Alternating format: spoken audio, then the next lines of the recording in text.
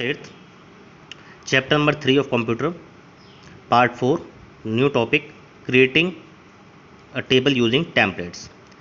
The use of template is the most easy way to create a table. We can use templates to create a table, and this is a very simple way.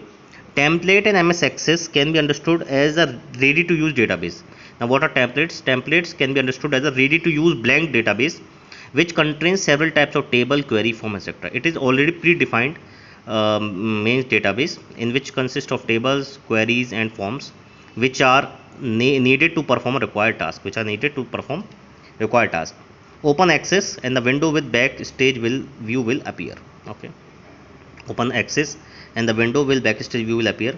Select sample template category available under the available template. Now all the different templates are available under the category available templates.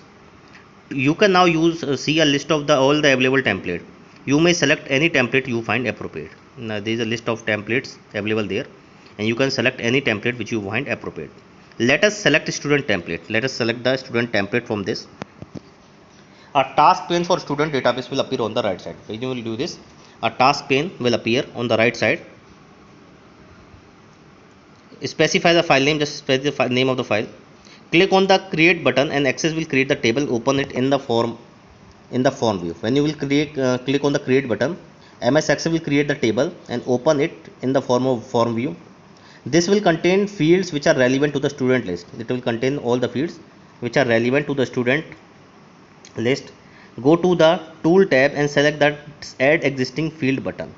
Now go to the tool tab and select the add existing field button. The field task list task pane will appear on the right hand side. When you will click this option, the field list task bar will appear on the right side. You can see this is navigation pane which will be opened, which contains student list.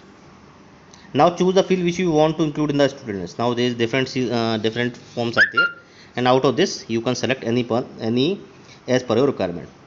Drag and desired field and drop it where you want to be positioned in the table. The drag the desired field and drop it to the position in the table where you want to do. ID is defined as the primary key for student list by default, and ID is defined as a primary key. What is primary key? Primary key we will discuss in detail. Primary key is a attribute which helps to uniquely identify a record in a table.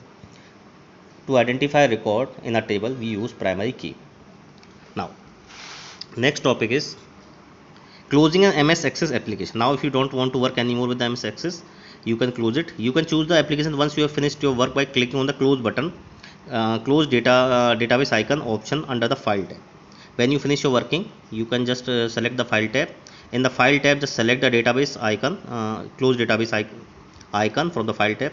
This will close the currently open database, and this will open the database which is currently open. And to close the application, go to file and exit. Just select exit from the file menu. It will come. And up with this topic, our chapter number 3 also completes.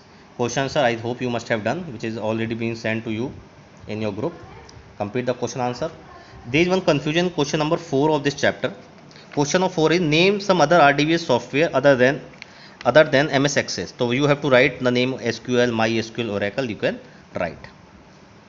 Thanks a lot, class 8 student.